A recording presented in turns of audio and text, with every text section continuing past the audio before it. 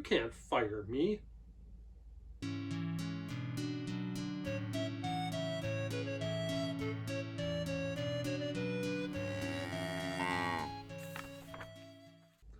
Hi everyone, I'm Jacob. I'm the CowHatLibrarian.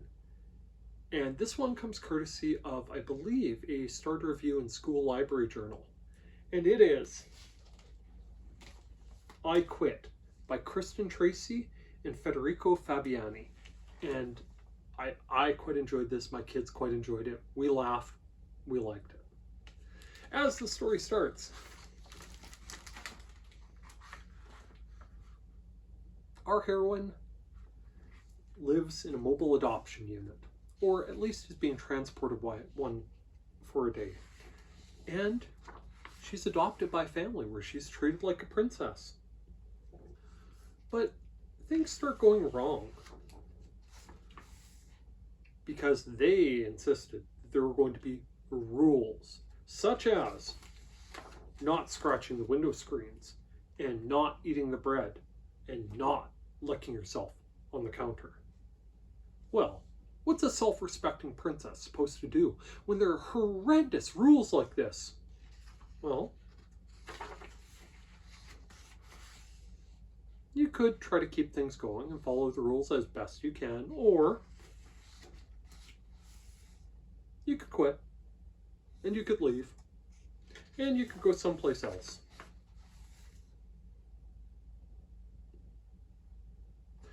Now, when that doesn't work out so well, though, you could try to find your way back to the family who still loves you. Then you could try to acquiesce to their ridiculous rules by not scratching the window screen and not eating the bread and not licking yourself on the counters. And maybe things will work out just fine.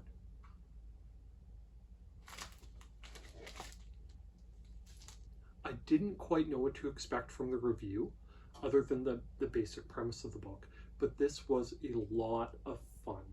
The switch from the cat being so happy to be adopted and having a soft place to live and food to eat, and it changing to this entitled cat who doesn't want to follow any rules. And it's written so well where these rules are completely ridiculous and over the top to the cat, but any adult reading it will go, well, yeah, of course, I'd have the squirt bottle out for that. And even my kids realized very, very quickly that, hey, that cat shouldn't be doing that. That's not okay. And it was a lot of fun seeing that perspective in the book and making it very clear that the cat felt these were perfectly acceptable behaviors without openly saying that. That was a lot of fun. The cat running off and being scared in the dark was genuinely a little bit concerning.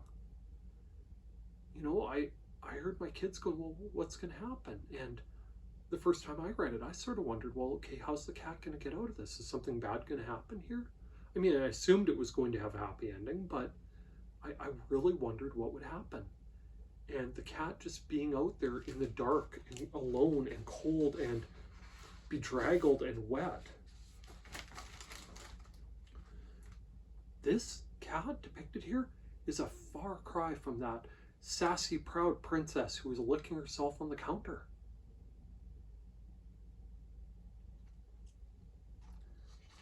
And the moment where she's picked up and has no idea what's happening, that page came as a genuine shock.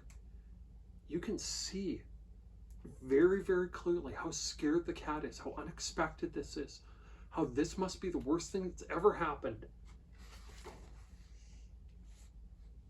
Until it gives way to relief. Not just relief that her owners found her, but that they missed her too. And they wanted her back. That in spite of these rules that they had, they still loved her. And that was all great. I really liked the story. I liked the pacing of it. I liked how the cat went from happy to sort of snobby to angry to really, really sad to content again and cooperative. And these folks nailed it with the illustrations too.